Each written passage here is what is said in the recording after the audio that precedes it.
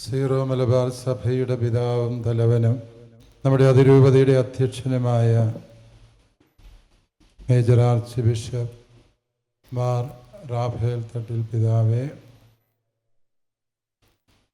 അഭിവന്യ എഫ്രേം നരികുളം പിതാവേ, ആദരണീയരായ വൈദികരെ, നമ്മുടെ എല്ലാവരുടെയും സന്തോഷത്തിന് കാരണഭൂതരായി ദീർഘമായ വർഷങ്ങൾ വൈദിക പരിശീലനം വിജയകരമായി ദൈവകൃപയിൽ പൂർത്തിയാക്കിയ പ്രിയപ്പെട്ട ഡീക്കന്മാരെ, അവരുടെ പ്രിയ മാതാപിതാക്കളെ, സഹോദരി സഹോദരന്മാരെ, ഈ പുണ്യദിനത്തിൻ്റെ എല്ലാ നന്മകളും മംഗളങ്ങളും നിങ്ങൾക്കെല്ലാവർക്കും ഹൃദയപൂർവ്വം ആശംസിക്കുന്നു. എറണാകുളം അങ്കമാലി അതിരൂപതയുടെ ഈ പ്രിയപ്പെട്ട 13 ഡീക്കന്മാർ ഇന്ന് പൗരോഹിത്യത്തിലേക്ക് ഉയർത്തപ്പെടുമ്പോൾ നമ്മുടെ അതിരൂപതയൊന്നാകെ സന്തോഷിക്കുകയാണ്. അത് മറ്റൊന്നുകൊണ്ടുമല്ല, ഈ അതിരൂപതയോടുള്ള സ്വർഗത്തിൻ്റെ സ്നേഹത്തിന്, സ്വർഗീയമായ അഭിഷേകത്തിന് അണുപോലും കുറവ് വന്നിട്ടില്ല എന്നുള്ളതിന് സ്വർഗം നൽകിയ സാക്ഷ്യമാണ് നമ്മുടെ ഈ പ്രിയപ്പെട്ട 13 മക്കളുടെ പൗരോഹിത്യ തിരുപ്പെട്ട അഭിഷേകം. അതിൽ നമുക്ക് നല്ല ദൈവത്തിന് നന്ദി പറയാം.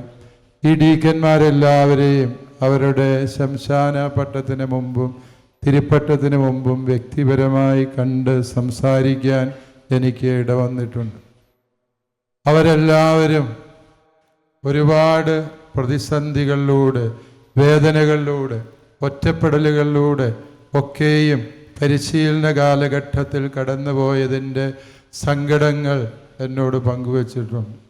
പക്ഷേ പ്രിയപ്പെട്ട ഡീക്കന്മാരെ, നിങ്ങളെ ഓർത്ത് ഞാൻ അഭിമാനിക്കുന്നു. കാരണം പൗരോഹിത്യത്തെക്കുറിച്ച് അത്രയും ഉദാത്തമായ ശ്രേഷ്ഠമായ സ്വപ്നങ്ങൾ ഉണ്ടായിരുന്നില്ല എങ്കിൽ നിങ്ങൾ ഈ പരിശുദ്ധ വേദിയിൽ ഇന്നുണ്ടാകുമായിരുന്നില്ല എന്നുള്ളതാണ് സത്യം. നിങ്ങളുടെ നിശ്ചയദാർഢ്യത്തെ, തമ്പുരാനോടുള്ള അചഞ്ചലമായ വിശ്വസ്തതയെ ഞാൻ ഹൃദയപൂർവ്വം നന്ദിയോടെ ഓർക്കുന്നു. ഈ അതിരൂപതയുടെ മുഴുവനും നന്ദിയും സ്നേഹവും നിങ്ങളോട് ഞാൻ അറിയിക്കുന്നു. നമുക്ക് നല്ലൊരു കയ്യടി നമ്മുടെ ഡീക്കന്മാർക്ക് നൽകാം. കാരണം അവരത് അർഹിക്കുന്നു. ഇവിടെ എല്ലാവരും അവരെ കുറ്റപ്പെടുത്തിയപ്പോഴും ഒറ്റപ്പെടുത്തിയപ്പോഴും അവർ തങ്ങളുടെ വിളിയോട് വിശ്വസ്തത പുലർത്തി ജീവിച്ചു എന്നുള്ളതാണ് സത്യം. പ്രിയ മക്കളെ, നിങ്ങൾ ഈ ഒരു ദൗത്യം, ഈ പൗരോഹിത്യത്തിൻ്റെ വേദി വരെയും എത്തിക്കുമ്പോൾ സുവിശേഷത്തിൽ മത്തായിയുടെ സുവിശേഷം 5-ാം അധ്യായത്തിൻ്റെ 12-ാം വചനത്തിൽ ഈശോ അഷ്ടസൗഭാഗ്യങ്ങൾ അവസാനിപ്പിക്കുമ്പോൾ പറയുന്ന വചനമാണ് എനിക്ക് നിങ്ങളെക്കുറിച്ച് പങ്കുവയ്ക്കാനുള്ളത്. അത് മറ്റൊന്നുമല്ല, എല്ലാവരും നിങ്ങൾക്കെതിരായി എല്ലാത്തരം ആരോപണങ്ങളും വ്യാജമായി ഉന്നയിക്കുമ്പോൾ നിങ്ങൾ ആനന്ദിച്ച് ആഹ്ലാദിക്കുവിൻ. സ്വർഗത്തിൽ നിങ്ങളുടെ പ്രതിഫലം വലുതായിരിക്കും. അത് കഴിഞ്ഞുള്ള വാചകം എന്നെ പലപ്പോഴും ആശ്വസിപ്പിക്കുകയും അത്ഭുതപ്പെടുത്തുകയും ചെയ്ത തിരുവചനമാണ്. തിരുവചനത്തിൽ പറയുകയാണ്, നിങ്ങൾക്ക് മുൻപേ വന്ന പ്രവാചകന്മാരോടും അവർ അപ്രകാരം തന്നെ ചെയ്തിട്ടുണ്ട്. രക്ഷാകര ചരിത്രത്തിൻ്റെ നടുമുറ്റത്ത് നിൽക്കാൻ ദൈവം തെരഞ്ഞെടുത്ത വിശുദ്ധരായ കഥാപാത്രങ്ങളൊക്കെയും ഇതുപോലെ ആക്ഷേപിക്കപ്പെട്ടിട്ടുണ്ട്, അപമാനങ്ങൾ സഹിക്കേണ്ടി വന്നിട്ടുണ്ട്. തീയിൽ കുരുത്ത വിത്തുകളാണ് നിങ്ങൾ. അതുകൊണ്ട് നിങ്ങൾ ഇനി ഒരു പ്രതിസന്ധികളിലും പതറില്ല എന്ന് നിങ്ങളെക്കുറിച്ച് എനിക്ക് ഉത്തമ ബോധ്യമുണ്ട്. നിങ്ങളോടുള്ള ഞങ്ങളുടെ സ്നേഹം ഒരിക്കൽ കൂടി അറിയിക്കുന്നു. പ്രിയ മക്കളെ, ഇതെന്തുകൊണ്ടാണ് ഇങ്ങനെ നിങ്ങൾക്ക് ഉറപ്പോടെ നിലകൊള്ളാൻ സാധിച്ചത് എന്ന് ചോദിച്ചാൽ അതാണ് ദൈവവിളിയുടെ അത്ഭുതാവഹമായ രഹസ്യം. ആദ്യത്തെ 2 വായനകളിൽ ദൈവമായ കർത്താവ് മോശയെയും ജെറമിയായെയും വിളിക്കുന്ന വചനഭാഗങ്ങളാണ് നാം ശ്രവിച്ചത്. ഈ 2 വായനകളും ശ്രദ്ധിക്കുമ്പോൾ അതിൽ1000 സത്യങ്ങൾ വിശുദ്ധ ഗ്രന്ഥകാരൻ ഒളിപ്പിച്ചു വയ്ക്കുന്നുണ്ട് എങ്കിലും അതിലെ ഒരു ചിന്ത മാത്രം പറയാനാണ് ഞാൻ ആഗ്രഹിക്കുക. അതിൽ വിശുദ്ധ ഗ്രന്ഥകാരൻ സൂചന തരുന്നുണ്ട്, മോശയ്ക്കും ജെറമിയായ്ക്കും ഈ വിളി സ്വീകരിക്കാൻ ഇഷ്ടമല്ല. വ്യത്യസ്തമായ കാരണങ്ങളാണ് അവർക്ക് പറയാനുള്ളത് എങ്കിലും അവർ 2 പേരും ഈ വിളി സ്വീകരിക്കാൻ താല്പര്യമില്ലാത്തവർ.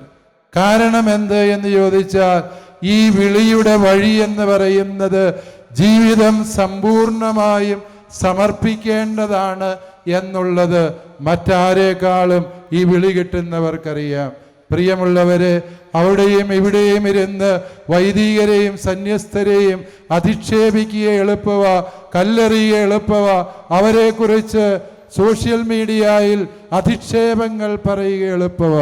പക്ഷേ ഈ വിളിയോട് വിശ്വസ്തത പുലർത്തി ഒരുവൻ ജീവിക്കേണ്ടി വരുമ്പോൾ അവൻ പുലർത്തേണ്ടി വരുന്ന ജീവിതത്തിൻ്റെ പരിത്യാഗങ്ങൾ അത് തിരിച്ചറിഞ്ഞിട്ട് തന്നെയാണ് മോശയും ജെറമിയായും പറഞ്ഞത്. വയ്യ, മോശ പറഞ്ഞു, ഞാൻ വൃദ്ധനായി ഊന്നുവടിയുടെ സഹായത്തോടെ അല്ലാതെ എനിക്ക് നടക്കാനാവാത്ത പ്രായമാണ്. ജെറമിയ പറഞ്ഞു, ഞാൻ ബാലനാണ്, എനിക്കിനിയും ഒരുപാട് സ്വപ്നങ്ങൾ സാക്ഷാത്കരിക്കാനുണ്ട്. ദൈവമേ, ഈ വിളി സ്വീകരിക്കാൻ എനിക്കിപ്പോൾ പറ്റില്ല. പക്ഷേ ദൈവമായ കർത്താവ് പറഞ്ഞു, നീ എൻ്റെ വിളി കേട്ടേ പറ്റൂ. ദൈവം ഒരാളെ വിളിച്ചു എങ്കിൽ ആ വിളിയുടെ സാക്ഷാത്കാരത്തിന് ദൈവം അവൻ്റെ ഒപ്പം നടക്കും.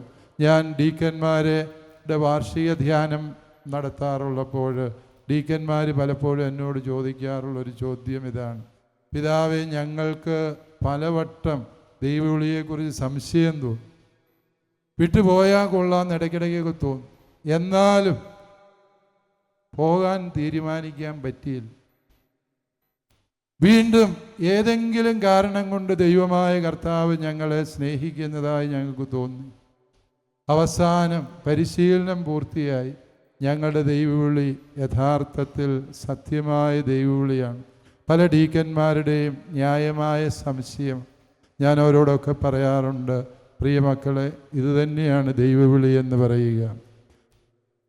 ആമോസിൻ്റെ പ്രവചന ഗ്രന്ഥത്തിൻ്റെ 3-ാം അധ്യായം 9-ാം വാക്യം ഞാൻ പട്ടത്തിന് പലപ്പോഴും ഉദ്ധരിക്കാറുള്ള വാക്യമാണ്. അതിങ്ങനെയാണ്: സിംഹം ഗർജിച്ചു, ആർക്കാണ് അവഗണിക്കാൻ കഴിയുക? കർത്താവ് വിളിച്ചു, ആർക്കാണ് അനുഗമിക്കാതിരിക്കാൻ പറ്റുക? ശരിക്കും കർത്താവ് വിളിച്ചത് സത്യമാണ് എങ്കിൽ ആ വിളി സ്വീകരിക്കാൻ അവിടുന്ന് നമ്മെ കൃപയോട് നിർബന്ധിക്കുന്നു എന്നുള്ളതാണ് പരമാർത്ഥം. ദൈവവിളിയെ നിർവചിക്കാൻ ചോദിച്ചാൽ ഞാൻ പറയും, ജീവിതത്തിൽ ദൈവവിളിയോട് നോ പറയാൻ 1000 കാരണങ്ങൾ എൻ്റെ മുമ്പിലുണ്ടായിട്ടും ദൈവത്തോട് നോ എന്ന് പറയാനാവാത്ത വിധം ദൈവവുമായി എൻ്റെ ആത്മാവ് ഏർപ്പെട്ടിരിക്കുന്നൊരു സ്നേഹബന്ധം, അതാണ് ഈ ദൈവവിളി എന്ന് പറയുക. ദൈവമായ കർത്താവിനോട് പറ്റില്ല എന്ന് പറയാനാവാത്ത വിധം അവൻ്റെ ഹൃദയത്തിൽ എനിക്കിടം കിട്ടി എന്ന അവബോധമാണ് എൻ്റെ ദൈവവിളി എന്ന് പറയുക. പ്രിയപ്പെട്ട മക്കളെ, നിങ്ങൾ ആ ദൈവവിളിയെ യഥാർത്ഥത്തിൽ കണ്ടെത്തി എന്നുള്ളത് സത്യമാണ്. ഓർക്കുക, മോശയ്ക്ക് ഈ ഒരു ശുശ്രൂഷ ചെയ്യാൻ താല്പര്യമുള്ളവനായിരുന്നു. ഇസ്രായേലിൻ്റെ വിമോചകനാകാൻ നല്ല പ്രായത്തിൽ ചോരത്തിളപ്പുള്ള കാലത്ത് അവൻ ആഗ്രഹിച്ചപ്പോൾ ദൈവം അവനെ അതിന് തിരഞ്ഞെടുത്തില്ല. വൃദ്ധനായി വടിയൂന്നി നടക്കുന്ന കാലത്ത് ദൈവം അവനെ വിളിക്കുമ്പോൾ മോശ അമ്പരപ്പോട് ചോദിക്കുന്നുണ്ട്, നീ എന്തേ ഈ വയ്യാത്ത കാലത്ത്? വിറയാർന്ന സ്വരം കൊണ്ട് നാവ് കുഴയാൻ തുടങ്ങി. ഞാൻ പറഞ്ഞാൽ ആർക്കും മനസ്സിലാകില്ലാത്ത പ്രായമായി. ഈ സമയത്ത് ഞാൻ എങ്ങനെ ഈ ശുശ്രൂഷ ചെയ്യും? പ്രിയപ്പെട്ട മക്കളെ, ആ വിളി ഒരു വലിയ ഓർമ്മപ്പെടുത്തലാണ്, മറ്റൊന്നുമല്ല. നമ്മുടെ കഴിവിൻ്റെ അംഗീകാരമല്ല ഈ പൗരോഹിത്യം എന്ന് പറയുന്നത്. നമ്മുടെ പുണ്യപൂർണതയ്ക്ക് സ്വർഗം തരുന്ന സാക്ഷ്യവുമല്ല ഇത്. മറിച്ച് റോമാലേഖനത്തിൻ്റെ 9:16 പൗലോസ് അപ്പോസ്തലൻ പറഞ്ഞു വയ്ക്കുന്നുണ്ട്, മനുഷ്യൻ്റെ ആഗ്രഹമോ പ്രയത്നമോ അല്ല, ദൈവത്തിൻ്റെ ദയയാണ് എല്ലാത്തിലും അടിസ്ഥാനം. മനുഷ്യൻ്റെ ആഗ്രഹമോ നാം 10-12 വർഷമായി നടത്തിയ പരിശ്രമത്തിൻ്റെ ഫലപൂർത്തീകരണവുമല്ലത്. ദൈവം നമ്മോട് കാണിച്ച ദയയാണ്, കരുതലാണ്, കരുണയാണ്. ഞാൻ ഈ ഡീക്കന്മാരോട് ചോദിച്ചിരുന്നു, നിങ്ങൾക്ക് ഏറ്റവും ഇഷ്ടപ്പെട്ട ദൈവവചനം ഏതാണ്? ഇവരിൽ പകുതിയിലധികം പേരും ഉദ്ധരിച്ചത് ഈ റോമാലേഖനത്തിലെ വചനമായിരുന്നു എന്ന് ഞാൻ അത്ഭുതത്തോടെ തിരിച്ചറിയുകയാണ്. പ്രിയ സഹോദരങ്ങളെ, മാതാപിതാക്കളെ, നിങ്ങളോടും ഞങ്ങൾ നന്ദി പറയുന്നു. നിങ്ങളുടെ ഏറ്റവും അമൂല്യമായി നിങ്ങൾ ഹൃദയത്തിൽ സൂക്ഷിക്കുന്ന ഈ മക്കളെ ഈ അതിരൂപതയ്ക്ക് വേണ്ടി നിങ്ങൾ സമർപ്പിക്കുമ്പോൾ നിങ്ങളോട് ഞങ്ങൾക്ക് അതിരറ്റ കടപ്പാടുണ്ട്.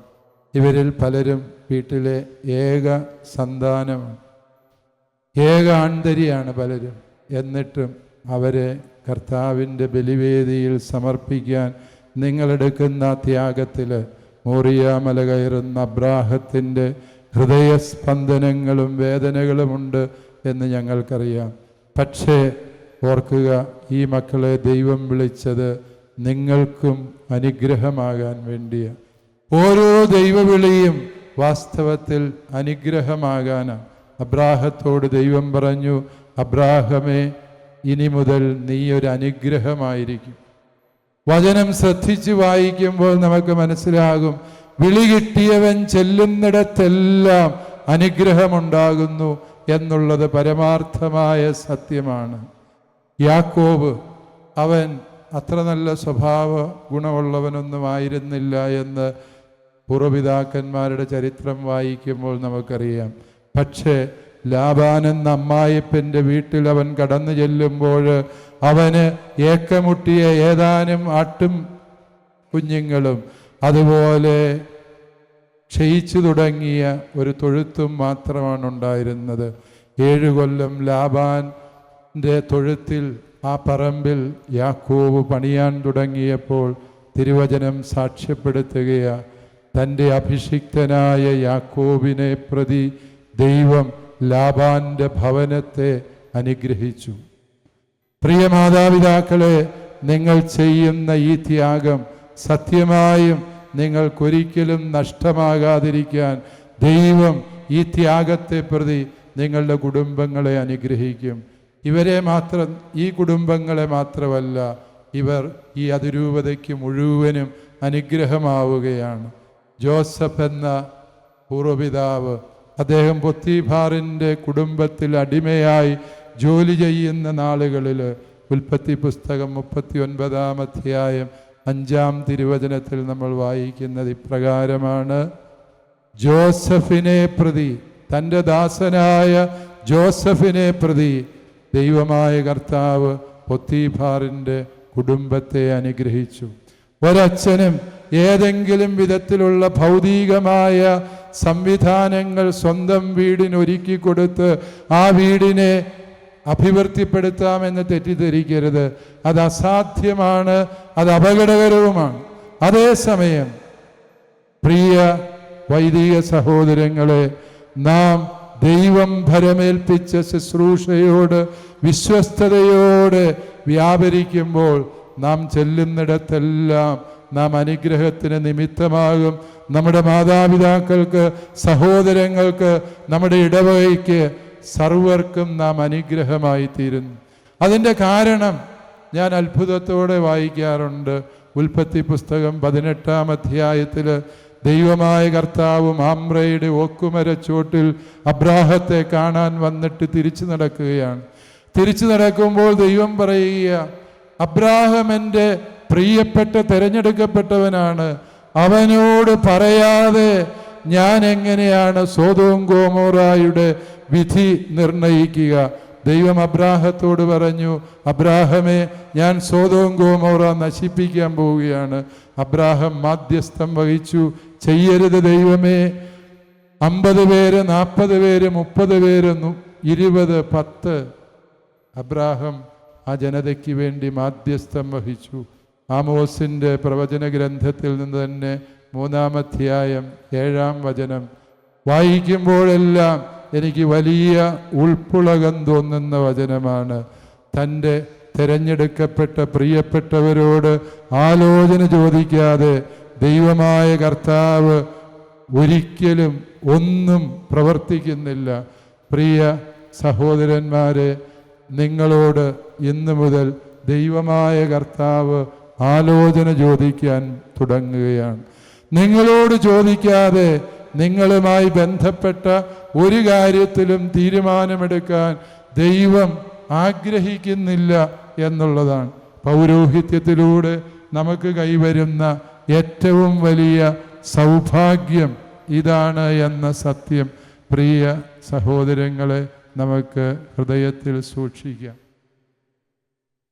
നാം ദൈവജനത്തിന് വേണ്ടിയാണ് അഭിഷേകം ചെയ്യപ്പെടുന്നത് എന്നാണ് ഹെബ്രായ ലേഖനകർത്താവ് പറഞ്ഞു. ദൈവജനത്തിന് വേണ്ടിയാണ് നമ്മുടെ അഭിഷേകം, വേറൊന്നിനും വേണ്ടിയല്ല. വിശുദ്ധ തോമസ് അക്വീനാസ് എന്നെ അത്ഭുതപ്പെടുത്തുന്ന ഒരു പ്രസ്താവന ഞാൻ അദ്ദേഹത്തിൻ്റെ ഒരു ഗ്രന്ഥത്തിൽ വായിക്കുകയുണ്ടാവും. അതിപ്രകാരമാണ്: ദേവൂസ് ദേയി ഹോമോ എസ്ത് എന്നാണ്. ദൈവത്തിൻ്റെ ദൈവം മനുഷ്യനാണ് എന്നാണ് തോമസ് അക്വീനാസ് പറയും. പെട്ടെന്ന് നമുക്ക് വായിച്ചാൽ മനസ്സിലാകാത്തൊരു പ്രസ്താവന. ദൈവത്തിൻ്റെ ദൈവം മനുഷ്യനാണ്.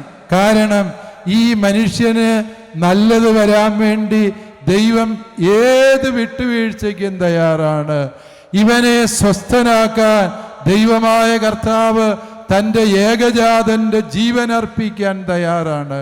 അതിനെ വിശദീകരിച്ചുകൊണ്ടാണ് തോമസ് അക്വീനാസ് പറയുക, ഈ ജനം അവർ എത്രമേൽ കലഹിക്കുന്നവരാകട്ടെ, ഭിന്നിക്കുന്നവരാകട്ടെ, എല്ലാ നന്മയെയും എതിർക്കുന്നവരാകട്ടെ, പ്രിയപ്പെട്ട മക്കളെ, നമുക്ക് ദൈവം കനിഞ്ഞനുഗ്രഹിച്ചു തരുന്ന ഈ ദൈവജനമാണ് നമ്മെ സംബന്ധിച്ചിടത്തോളം ദൈവസ്ഥാനത്ത് കരുതി നാം ആദരിക്കേണ്ടത്, സ്നേഹിക്കേണ്ടത്. മനുഷ്യനെ ദൈവപുത്രനേക്കാളും ദൈവം സ്നേഹിച്ചതിനാൽ മനുഷ്യൻ്റെ മഹത്വത്തെ എല്ലാ വ്യക്തികളും, മാത്രമല്ല ക്രിസ്തുവിൻ്റെ പ്രതിപുരുഷനാകുന്ന പുരോഹിതൻ മറ്റാരേക്കാളും ആഴത്തിൽ മനസ്സിലാക്കേണ്ടതുണ്ട് എന്ന സത്യം ഓർക്കുക. നമ്മുടെ ഇടവകയിലാകട്ടെ, രൂപതയിലാകട്ടെ, ഒരാളും നമുക്ക് അന്യരായിട്ടില്ല, ഒരാളും നമുക്ക് ആവശ്യമില്ലാത്തവരുമില്ല. എല്ലാവരും നമുക്ക് പ്രിയപ്പെട്ടവരാണ്, എല്ലാവരും വേണ്ടപ്പെട്ടവരാണ്. ഈ പുണ്യകർമ്മം ഇവിടെ പൂർത്തീകരിക്കപ്പെടുമ്പോൾ എനിക്ക് വളരെയേറെ സന്തോഷവും അതുപോലെ സമാധാനവും. ഏറ്റവും ഹൃദ്യമായി ഈ തിരുക്കർമ്മങ്ങൾ ഇവിടെ പൂർത്തീകരിക്കുന്നതിന് വേണ്ടി അത്യധ്വാനം ചെയ്ത നമ്മുടെ പ്രിയപ്പെട്ട കൂരിയായിലെ എല്ലാ അംഗങ്ങൾ, അതുപോലെ കത്തീഡ്രൽ പള്ളി വികാരിയച്ഛൻ മങ്ങാട്ടച്ഛൻ ഉറങ്ങിയിട്ട് പല ദിവസങ്ങളായി എന്ന് എനിക്കറിയാം. അച്ഛൻ്റെ ത്യാഗത്തെയൊക്കെയും ഞാൻ ഈ അവസരത്തിൽ നന്ദിയോടെ സ്നേഹത്തോടെ ഓർക്കുകയാണ്. എനിക്ക് ഈ അവസരത്തിൽ ഈ അതിരൂപതയിലെ എല്ലാ ദൈവമക്കളോടുമായി പറയാനുള്ളത്, നമുക്ക് ഏതെങ്കിലും വിധത്തിൽ പല കാര്യങ്ങളെക്കുറിച്ചും അഭിപ്രായ വ്യത്യാസങ്ങളുണ്ടാകാം. ഈ അഭിപ്രായ വ്യത്യാസങ്ങളൊന്നും അകന്നു നിൽക്കാനുള്ളതല്ല. എല്ലാവരും ചേർന്നതാണ് നമ്മുടെ ഈ അതിരൂപത. ഈശോയുടെ തിരുഹൃദയത്തിന് പ്രതിഷ്ഠിതമായി ഈ അതിരൂപതയിൽ, ആ തിരുഹൃദയത്തിൽ നമുക്കെല്ലാവർക്കും ഇടമുണ്ട്. ഓരോ ഇടവകയിലും ഏതാനും പേര് വ്യത്യസ്ത ചിന്താഗതികളുമായി അകന്നു നിൽക്കുന്ന സാഹചര്യങ്ങളുണ്ട്. ഈ പരിസരങ്ങളിലും അതുണ്ട് എന്ന് ഞാൻ വേദനയോട് തന്നെയാണ് തിരിച്ചറിയുക. എനിക്കെല്ലാവരോടും പറയാനുള്ളത്, നിങ്ങളാരും ഞങ്ങൾക്ക് അന്യരല്ല. നിങ്ങളും കൂടി ചേർന്നതാണ് ഈ എറണാകുളം അങ്കമാലി അതിരൂപത.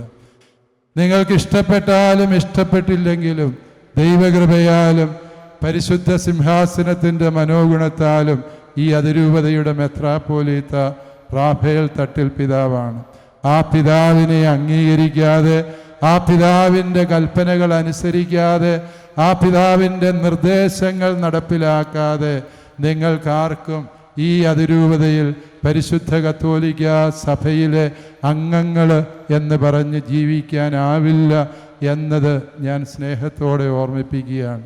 പ്രിയപ്പെട്ട ദൈവമക്കളെ, ഞാൻ ഹൃദയപൂർവ്വം എല്ലാവരെയും കൂട്ടായ്മയിലേക്ക് സ്വാഗതം ചെയ്യാൻ ഈ അവസരം വിനിയോഗിക്കുകയാണ്. ആരും നമുക്ക് അന്യരല്ല, ആരും അകന്നു പോകരുത്. എല്ലാവരും ചേർന്നതാണ് നമ്മുടെ അമ്മയും അനുഗ്രഹീതയും ഭാഗ്യവതിയുമായ പരിശുദ്ധ കന്യകാമറിയത്തിന് പ്രതിഷ്ഠിതമായ ഈ ബസിലിക്ക ദേവാലയം എന്ന സത്യം ഓർക്കുക. വീണ്ടും പ്രിയപ്പെട്ടവരെ, ഈശോ സുവിശേഷത്തെക്കുറിച്ച് പറയാതെ പ്രസംഗം അവസാനിപ്പിക്കാൻ പാടില്ല എന്ന് ഇന്നലെ എന്നോട് ഒരാൾ വാട്സപ്പിൽ അയച്ചു. പിതാവ് പണ്ടൊക്കെ സുവിശേഷം പ്രസംഗിക്കുമായിരുന്നു, ഇപ്പം ഓരോ കൊട്ടേഷനൊക്കെ പറഞ്ഞ് പ്രസംഗം നിർത്തുകയാണ്. അത് പാടില്ല, സുവിശേഷം പറയണമെന്ന്. അതുകൊണ്ട് ഞാൻ 2 വാക്ക് സുവിശേഷത്തെക്കുറിച്ച് കൂടി പറയും. സുവിശേഷത്തിൽ ഈശോ പറഞ്ഞത് 12 അപ്പസ്തോലന്മാരെ തിരഞ്ഞെടുക്കുക.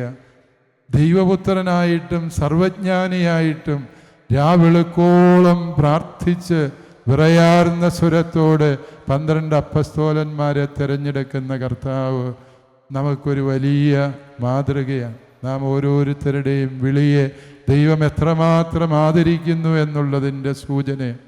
തന്നോടുകൂടി ആയിരിക്കാൻ, വചനം പ്രസംഗിക്കാൻ, അതുപോലെ പിശാചുക്കളെ ബഹിഷ്കരിക്കാൻ അവിടുന്ന് 12 പേരെ തിരഞ്ഞെടുത്തു. നന്നായി പ്രാർത്ഥിക്കുന്നവരാണ് ഈ 13 ശമ്മാശന്മാരും എന്നെനിക്കറിയാവുന്നത് കൊണ്ട് ഞാൻ പ്രാർത്ഥനയുടെ ആവശ്യകതയെക്കുറിച്ച് ഇനിയും അവരെ ഉദ്ബോധിപ്പിക്കാൻ ആഗ്രഹിക്കുന്നു. അവരെല്ലാം നല്ല വചനപ്രഘോഷകരാണ്. അവരിൽ പലരുടെയും പ്രസംഗം ഞാൻ നേരിൽ കേട്ടിട്ടുള്ളത് കൊണ്ട് ആ വചനത്തിൻ്റെ പ്രാധാന്യവും അവരെ ഞാൻ ഈ അവസരത്തിൽ ഓർമ്മിപ്പിക്കുന്നില്ല. പക്ഷെ അതവർക്കറിയാം. ഒരു കാര്യം ഞാൻ ഓർമ്മിപ്പിക്കും, പിശാചുക്കളെ ബഹിഷ്കരിക്കാൻ നിങ്ങളെ ദൈവം അധികാരപ്പെടുത്തുകയാണ്. ഈ പട്ടം കൊടുക്കൽ ശുശ്രൂഷയിൽ ദാസർക്ക് ആത്മീയ നാണയമാകുന്ന കക്ര നൽകിയ മിശിഹായെ എന്നൊരു പാട്ട് ഗായക സംഘം പാടും. അത് സൂചിപ്പിക്കുന്നത് അത് താക്കോലാണ്. നാണയം കൊതച്ചാണ് താക്കോൽ ഉണ്ടാകുന്നത്. 2 താക്കോലുകൾ ദൈവം വൈദികരെ ഏൽപ്പിക്കുന്നു. ഒന്ന്, അത് സ്പെയർ കീകളല്ല. നമ്മൾ മാർപ്പാപ്പായുടെയൊക്കെ എമ്പളത്തെ 2 താക്കോല് കാണും, ബസിലിക്കയുടെ എമ്പളത്തെ കാണും. എന്താണ്? 2 സ്പെയർ കീ അല്ല, 2 വ്യത്യസ്ത താക്കോലുകളാണ്. ഒന്ന് സ്വർഗം തുറക്കാനുള്ള താക്കോലാണ്.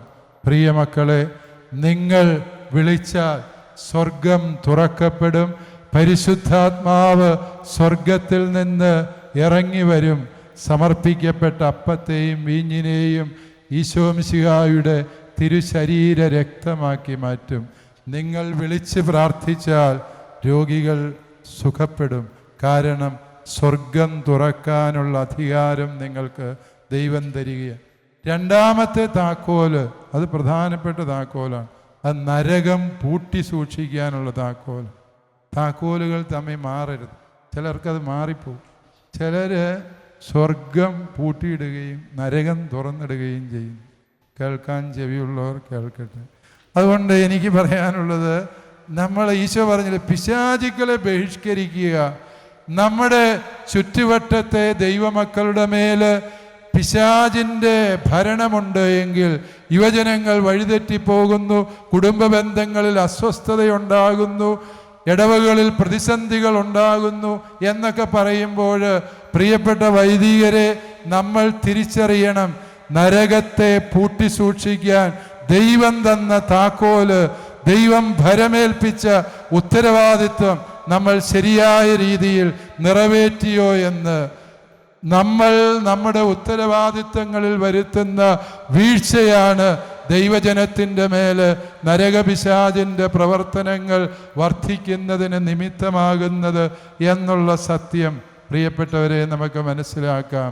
പൗരോഹിത്യത്തിൻ്റെ ശുശ്രൂഷ അത് തിരുസഭയോട് ചേർന്ന് നിൽക്കുന്ന ശുശ്രൂഷയാണ്. സഭയോട് ചേർന്ന് നിൽക്കണം. ജലാലുദ്ദീൻ റൂമിയുടേതാണെന്നാണ് എൻ്റെ ഓർമ്മ. പ്രസിദ്ധമായ ഒരു വാചകം. ഞാൻ ജെമിനിയോട് ചോദിച്ചിട്ട് പോലും അതിൻ്റെ കൃത്യം റൂട്ട് ഏതാണെന്ന് എനിക്ക് കിട്ടിയില്ലാത്തതുകൊണ്ടാണ് അത് ഞാൻ ഉറപ്പിച്ച് പറയാത്തത്. വാസ്തവത്തിൽ അതിങ്ങനെയാണ്: കടലിലെ തിരയിളക്കം കോരിയെടുത്ത വെള്ളത്തിനുണ്ടാവില്ല എന്നുള്ളതാണ്. കാരണം കടലാകുന്ന ആ വലിയ ഊർജ സ്രോതസ്സോട് ചേർന്ന് നിൽക്കുമ്പോൾ ഓരോ തരി വെള്ളവും ഇളകും, തിരയിളക്കമുണ്ടാകും. പ്രിയമക്കളെ, നമ്മിലെ പരിശുദ്ധാത്മാവിൻ്റെ തിരയിളക്കം എന്നത് തിരുസഭയാകുന്ന അമ്മയോട് ചേർന്ന് നിൽക്കുമ്പോഴാണ്. വിശുദ്ധ സിപ്രിയാൻ പറഞ്ഞത് എത്രയോ സത്യമാണ്. ദൈവത്തെ പിതാവായി സ്വീകരിക്കണമെങ്കിൽ തിരുസഭയെ അമ്മയായി സ്വീകരിച്ചേ പറ്റൂ എന്ന് അദ്ദേഹം പറഞ്ഞത് നമുക്ക് ഹൃദയത്തിൽ സൂക്ഷിക്കാം. അന്ത്യോക്യയിലെ വിശുദ്ധ ഇഗ്നേഷ്യസ് പറഞ്ഞു, തിരുസഭയോട് ചേർന്ന് നിൽക്കുന്നതാണ് വിശുദ്ധി, സഭയിൽ നിന്ന് അകന്നു നിൽക്കുന്നതാണ് അശുദ്ധി. ആ സത്യം നമുക്ക് ഹൃദയത്തിൽ സൂക്ഷിക്കാം. പ്രിയമക്കളെ, ഇന്നത്തെ പൗരോഹിത്യ അഭിഷേകത്തിലൂടെ ദൈവം നിങ്ങൾക്ക് വലിയ ഉത്തരവാദിത്വം തരികയാണ്. ജോബിൻ്റെ പുസ്തകം 31-ാം അധ്യായം 1-ാം വാക്യം ഇങ്ങനെയാണ്: കർത്താവേ, ഇന്നു മുതൽ എൻ്റെ കണ്ണുകൾ അങ്ങയുമായി ഉടമ്പടിയിലേർപ്പെട്ടു. പ്രിയമക്കളെ, നിങ്ങൾ ഇതുവരെയും കണ്ടതെല്ലാം ഇനി കാണാനാവില്ല. കാരണം നിന്റെ കണ്ണുകളുമായി കർത്താവ് ഉടമ്പടിയിലേർപ്പെട്ടു, നിന്റെ നാവുമായി കർത്താവ് ഉടമ്പടിയിലേർപ്പെട്ടു, നിന്റെ കരങ്ങളുമായി കർത്താവ് ഉടമ്പടിയിലേർപ്പെട്ടിരിക്കുകയാണ്. എൻ്റെ മനസ്സും ശരീരവും ആത്മാവും ദൈവവുമായി ഉടമ്പടിയിലേർപ്പെട്ടതാണ് എൻ്റെ പൗരോഹിത്യം എന്ന തിരിച്ചറിവോട് നമുക്ക് ജീവിക്കാം. എല്ലാവരെയും ദൈവമായ കർത്താവ് സമൃദ്ധമായി അനുഗ്രഹിക്കട്ടെ. അവസാനമായി രാജാക്കന്മാരുടെ 2-ാം പുസ്തകം 4-ാം അധ്യായത്തിൻ്റെ 26 മുതലുള്ള വാക്യങ്ങളിലെ ഒരു സംഭവം ഇന്നലെ ഞാൻ തലശ്ശേരി പട്ടം കൊടുത്തപ്പോൾ അത് പറഞ്ഞ കാര്യമായതുകൊണ്ട് അതെൻ്റെ മനസ്സിൽ വന്നതുകൊണ്ട് ഞാൻ സൂചിപ്പിക്കുക. അതിപ്രകാരമാണ്: ഗഹസി എന്ന ഭൃത്യൻ എലീഷായുടെ ശിഷ്യന്. അവനോട് എലീഷ പറഞ്ഞു, നീ പോയി ശൂനേങ്കാരിയുടെ മകൻ മരിച്ചു, അവനെ ഉയർപ്പിക്കണം. എൻ്റെ ഈ അംശവടി കൊണ്ടുപോയി ആ കുഞ്ഞിൻ്റെ ശിരസിൽ വെച്ച് പ്രാർത്ഥിക്കും. അവൻ ഒരുപാട് പ്രാർത്ഥിച്ചു. കൊച്ചു മരിച്ചു തന്നെ കിടക്കുക, എഴുന്നേറ്റില്ല. അവസാനം പ്രവാചകൻ വന്നു. തൻ്റെ അന്തരാത്മാവിൻ്റെ ചൂട് മുഴുവനും ആ കുഞ്ഞിൻ്റെ ശരീരത്തോട് ചേർത്ത് പിടിച്ച് ആ പ്രവാചകൻ ചങ്കുരുകി പ്രാർത്ഥിച്ചു. ദൈവമായ കർത്താവ് ആ കുഞ്ഞിനെ ഉയർപ്പിച്ചു എന്ന കഥ. ഇതിനെ വ്യാഖ്യാനിച്ചുകൊണ്ട് വിശുദ്ധ അഗസ്തീനോസ് പറയുന്നുണ്ട്, പുരോഹിത, നീ കുറെ കർമ്മങ്ങൾ ചെയ്ത് സായുജ്യമടയേണ്ടവനല്ല, മറിച്ച് നീ ചെയ്യുന്ന ഓരോ പ്രവൃത്തിയിലും ഈ പൗരോഹിത്യ അഭിഷേകത്തിലൂടെ കിട്ടിയ പരിശുദ്ധാത്മാവിൻ്റെ ഊഷ്മളതയും തീഷ്ണതയും അതിൻ്റെ സകല ശക്തിയോടും കൂടെ വേണം. ആ കുഞ്ഞിൻ്റെ മൃതശരീരത്തെ ചേർത്ത് പിടിച്ച് ആശ്ലേഷിക്കുന്ന ഏലിയായുടെ തീഷ്ണത, എലീശ പ്രവാചകൻ്റെ ഹൃദയ നൈർമല്യം പ്രിയമക്കളെ നിങ്ങൾക്കുണ്ടാകട്ടെ എന്ന ആശംസയോടെ പ്രാർത്ഥനയോടെ നിങ്ങൾ ഈ അതിരൂപതയ്ക്ക് ദൈവം തന്ന 13 അനുഗ്രഹങ്ങളായി കരുതി നിങ്ങൾക്കൊരിക്കൽ കൂടി നന്മകൾ നേർന്നുകൊണ്ട് പിതാവിൻ്റെയും പുത്രൻ്റെയും പരിശുദ്ധാത്മാവിൻ്റെയും നാമത്തിൽ